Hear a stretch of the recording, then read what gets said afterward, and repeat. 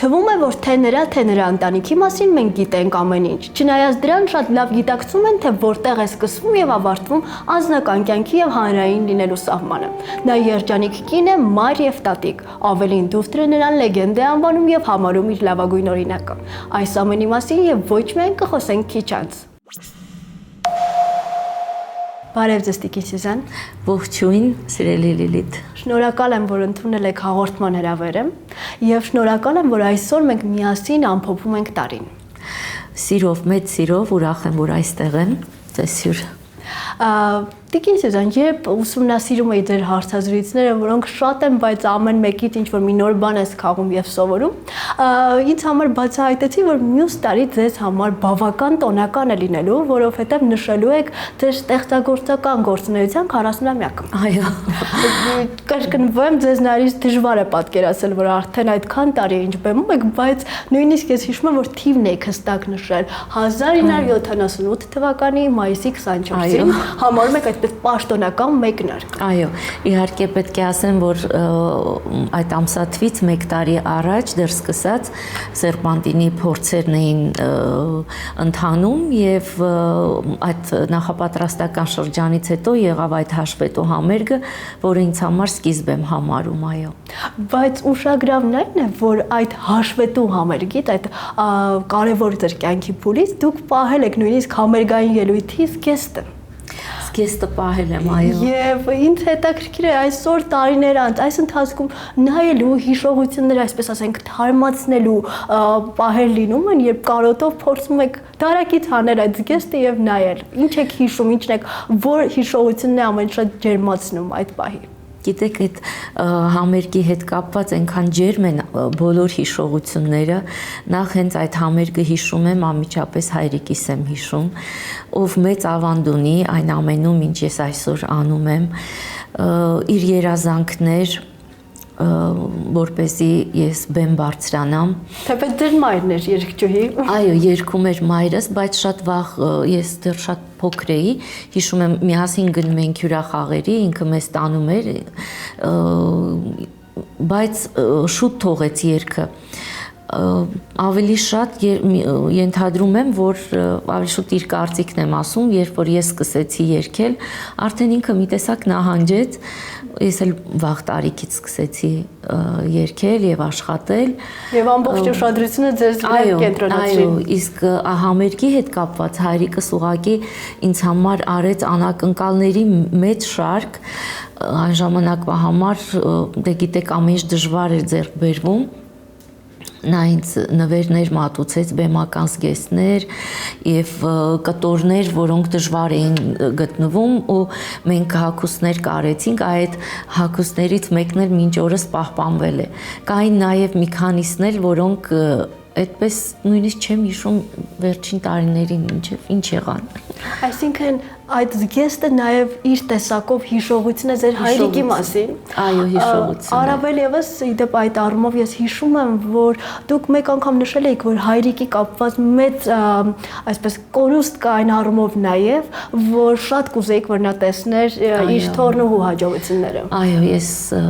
որ պատկերացնում եմ, թե իր ոգևորությունը ինչպիսին էր լինելու, Սիրուշոն շատ վաղ տարիքից սկսեց բեմ բարձրանալ, այդ ժամանակ ինքը ողջ էր եւ ուշիուշով հետևում էր ամեն մի ելույթին Սիրուշոյի, բայց ցավոք այն ամենը ինչ այսօր է չհասցրեց տեսնել, բայց կարծում եմ միևնույն է հետևում է ու տեսնում է։ Իսկ եւ մեզ ուժ է տալիս։ Իհարկե։ Իսկ ձեր համերգից հետո հիշում եք ինչ ասաց ձեզ։ Այդ համերգը, եթե ես պատմեմ, ողջ հաղորդում կտևի, որովհետև համերգի թե նախահամերգը, թե համերգի ընթացքը եւ համերգից էլ հետո շատ ջերմ հիշողություններ ունեմ։ Նա կազմակերպել էր խնջույք, որին ես տեղյակ չէի, մինչև անգամ մեր Թբիլիսիից բարեկամներին էր հրավիրել եւ չեք պատկերացնի ինչ էր, երբ ես մտա տուն, ինձ նվերներ պատրաստել էր եւ իր աշխատանքը ինքը բյուրեղապակու մասնագետ էր եւ մինչ օրս այնքան մեծ խնամքով եմ պահպանում այդ աշխատանքը նվիրել էր իմ առաջին համերգին, ես որ ունեմ շատ լավ Կարևորը դուք կարողացել եք ավելին ձեր դուսն է կարողացել իրականացնել նրա երազանքը։ Այո։ Դուք ձեր ստեղծագործական գործունեության վերաբերյալ հետաքրքիր մի միտք եք մեկ անգամ արտահայտել։ Նշելով, որ այն ժամանակ մենք հաճախ բողոքում էինք, դժգոհում էինք, որ դժվար է, անընդհատ համերգների ենք, անընդհատ ճամփորդում ենք, չենք հասնում շփվել ի վերջո մեր հարազատների հետ, եւ ասում եք, որ դա բոլորի մոտ էր համատարած, այդ բողոք ասվածը կար, հոգնածություն ասվածը կար, բայց հիմա տարիներ անց նշում եք, որ հակառակը ամեն ինչ կտայք այդ վարքյանները ինչու՞ չէ վերապրելու համար։ Գիտեք, երբ որ երիտասարդ ես լինում, շատ բան ես ուզում անել, հասցնել, եւ այնպիսի ժամանակահատված էր իմ կյանքում, որ ես ուզում էի անընդհատ աշխատանքի մեջ էի եւ ամեն ինչ ուզում էի հասցնել, եւ ուսումներ, եւ աշխատանքներ, եւ շատ բաներ էի կարողանում համատեղել, հոգնում էի, մի քիչ փնփնթում էի երևի թե, բայց որովհետև ժամանակ չէր լինում ուղղակի ընկերների հետ շփվելու, ինչ որ ժամանցի ժամանակ չեմ ունեցել։ Մեխանիկական աշխատանքեր էր որոշակի առումով Որոշակի առումով, բայց այսօր երբ անդրադառնում եմ այդ տարիներին, հասկանում եմ, թե այդ ամենի մեջ ինչպիսի երջանկություն ու հաճույք կար։ Այդ ամենն են տվել այն ուժը, այն զգացողությունները, որ ինչ որ քայլեր ես անում, որոնք հենց առաջընթաց են դեպի քեզ այդ կողմ են տանում, եւ երազանքներ ես իրականացնում, եւ ծնողներիդ երազանքն ես իրականացնում, շատ բաներ կային, որոնք այդ ժամանակ երիտասարդ տարիքում այդքան չես գնահատում, բայց հետագայում իհարկե շատ եմ կարևորում ու այո, երանի կարելի է տալ։ Ինչևէ դադար կար, որը իհարկե այդ դադարը ընդհատվեց, որովհետև ընդամենը օրեր առաջ ներկայացրի կամանոր տեսահոլովակը, ինչի կապակցությամբ շնորհավորում եմ ձեզ, բայց մինչ այդ կար դադար ասվածը, որը տարբեր պատճառներից ելնելով էր, այդ թվում նաև թորնիկների ծնվելու կապակցությամբ։ Այդ կարոտը չէր խեղդում դեպի բեմը։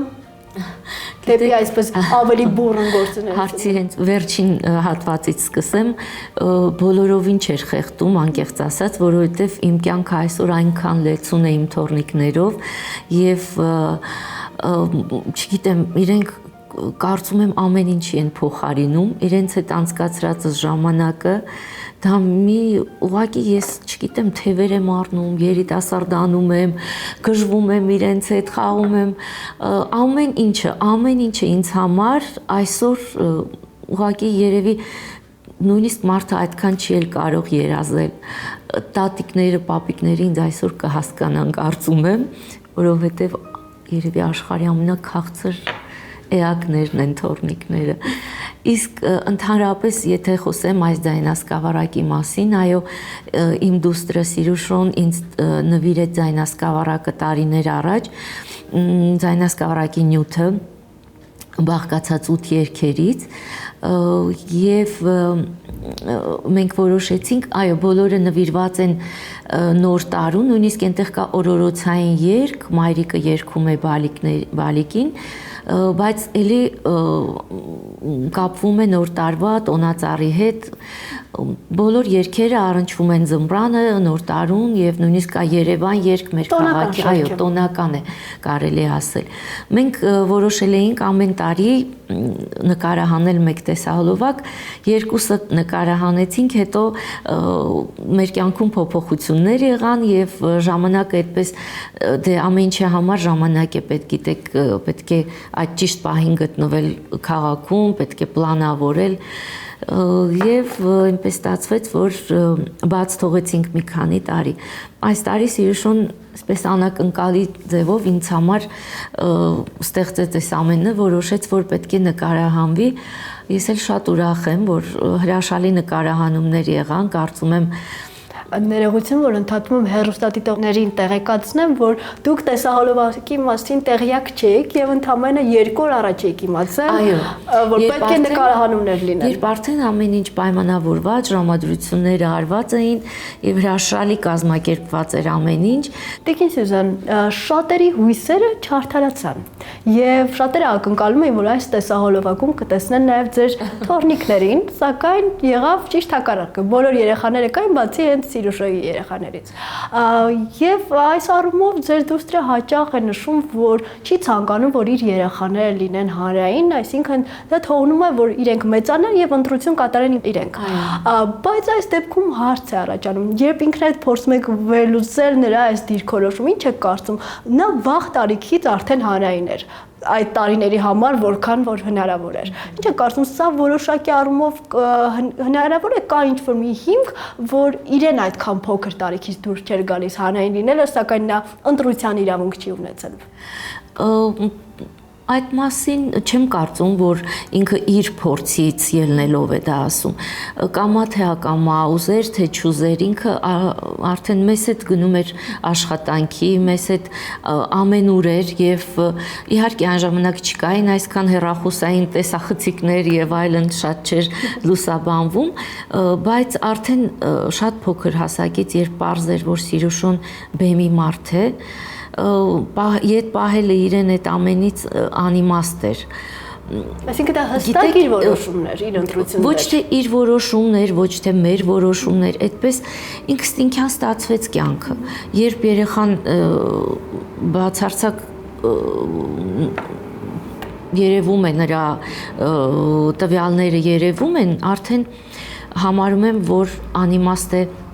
ետ պահել եւ ստիպել, որ ուրիշ մասնագիտություն ընտրի։ Ինքը այդպեսին պետք է լիներ։ Բայց այս դեպքում իրենց ծնողների որոշումն է եւ ես պատկերացրեք համաձայն եմ, որովհետեւ ավելի հանգիստ է այսպես, իրենք պարտավորված որևէ բան չի գործում։ Իհարկե միգուցե ինձ շատ հաճելի կլիներ տեսահոլովակում նաև իրենց տեսնել, բայց հասկանում եմ, որ այդպիսին է կյանքը, այդպիսին է դրվածքը եւ ես դա չեմ ուզի խախտել։ Իսկ երբ նայում եք Սիրուշոյին, արդյոք տեսնում եք նրա մեջ ձեզ, այսինքն որպես մայր, արդյոք նա այնպիսին է, ինչպիսին դուք եք, որովհետև Սիրուշոն հաճախ է հարցազրույցներում կրկնում, որ իր համար լավագույն օրինակը հենց կնոջ դուք եք։ Եվ այս առումով հետաքրքիր արդյոք որպես մայր տեսնում եք հատկանիշներ, որոնք հենց դուք եք նրա դաստիարակման հետ կապված կրկնում։ Գիտեք, պետք է ասեմ, որ ես հասկանում եմ, որ ինքը այդպիսի գնահատական է տալիս, որի համար շոյված եմ անշուշտ, բայց պիտի ասեմ ինքը հրաշալի մայր է եւ ես նույնիսկ շատ բաներ այսօր իրենից եմ սովորում։ Այնպիսի կազմակերպված գրաֆիկով ինչպես ապրում են իր զավակները, որևէ ամեն ինչի հարցում եւ այդ ռեժիմով գեղեցիկ ապրելը նրանց բերում է իրենց հանգստությանը առանց ավելորդ ներվային ջղաձգումների, շատ կարեւոր է։ Սիրուշոն հրաշալի մայր է։ Ես չէի պատկերացնում, անկեղծ բոլորովին չէի պատկերացնում, որ ինքը այսպես խորացած, իհարկե իր տեսակն է նաեւ այդպիսին, որ ինքը ամեն ինչին խորացած է մոտենում, թե կլինեն իր զարդերը պրեգոմեշի, թե կլինի իր բուն աշխատանքը, որևէ բանի մատերիալանքով դեռ փոքրուց չի նայել եւ մինչ օրս շատ ավելի բարձր մակարդակի է այդ հարցը հասել եւ այդ ամենը իհարկե գերագույն մակարդակի է հասած երեխաների հարցում, ինքը ուղղակի ինչպես է կարողանում կազմակերպել, ինչպես է ամեն ինչ ուղղակի ես հիմա չեմ ուզում մանրանալ, բայց հաստատ իմացողները, ովքեր գիտեն, հիանում են ուղղակի թե երեխաների կազմակերպվածությամբ, թե ամեն ինչով։ Իսկ հետաքրքիր որպես տատիկ արդեն կան ձեր տանը հատուկ ավանդույթներ, որ հենց պետք է ձեր տանը անեն երեխաները, որ արդեն թեկուզ ամանորի հետ կապված արդեն ավանդույթ է դարձել։ գիտեք դեռ փոքր էին եւ այնպես է ստացվել, որ դրսում են եղել իհարկե ավանդույթներ ունենք մենք անշուշտ, բայց դեռ իրենք նոր սկսում են կյանքին այսպես ասեմ ինտեգրվել եւ հուսամ մեր ավանդույթները բոլորը իհարկե իրենք էլ պետք է մասնակից լինեն այդ ամենին։ Իսկ նրանց մեջ տեսնում եք ձեր դստեր մանկությունը։ Տեսնում եմ, նախ շատ նմանեցնում եմ, հատկապես մեծը շատ է նման եւ տեսնում եմ ակտիվության, տեսակի, ինչ-որ շատ նմանություններ կան, այո։ Տիկին Սյուզան, բայց իհարկե շատ ուրախ եմ ձեր աչքերը պարզապես փայլում են թորնիկների մասին խոսելիս, բայց չեմ ցանկանում այս թեմային այսպես ծավալուն անդրադառնանք, որովհետև տոնական եթերը, տոնական թողարկումը եւ առհասարակ կարծում եմ, որ ցավալի թեմա է, բայց այնուամենայնիվ այս դաթարի վերաբերյալ դուք նաեւ խոստովանել եք, որ ունեցել եք առողջական խնդիրներ, որոնք բարեբախտաբար հաղթահարված են, բայց այնուամենայնիվ որոշակի առումով սա անակնկալ էր իհարկե պայմանականորեն, որ անկեղծացաք, որովհետև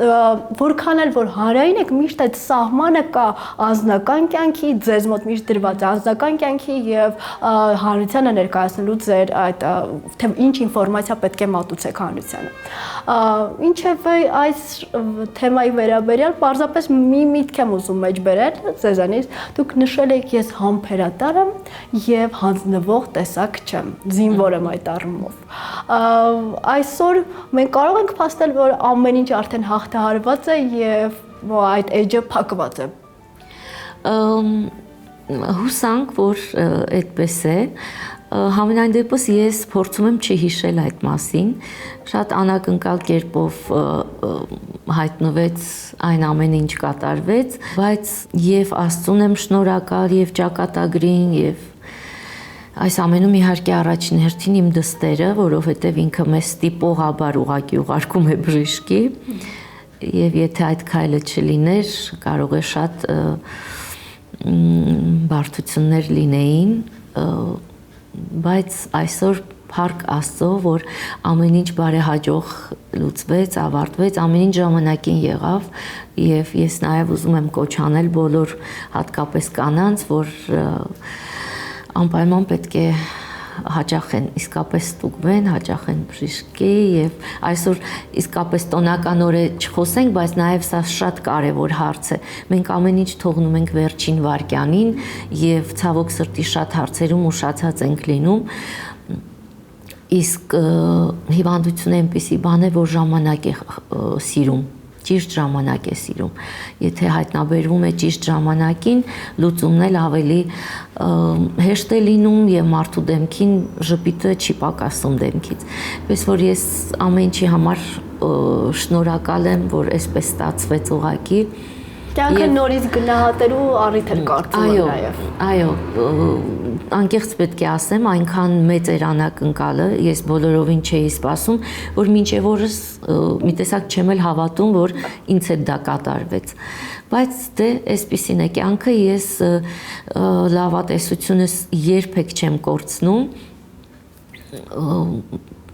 ու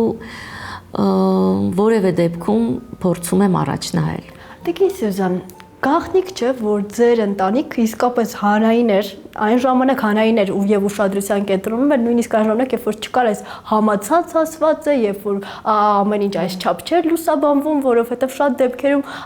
հանրային մարդկանց կյանքը դառնում է բաց եւ թափանցիկ առանց իրենց կամքի այսօր։ Եվ այս առումով դուք միշտ ուշադրության կենտրոնում եք եղել։ Բնականաբար Սիրիշոյի եկչույթ դառնալու հետ մեկտեղ ուշադրությունը ավելի կրկնապատկվեց։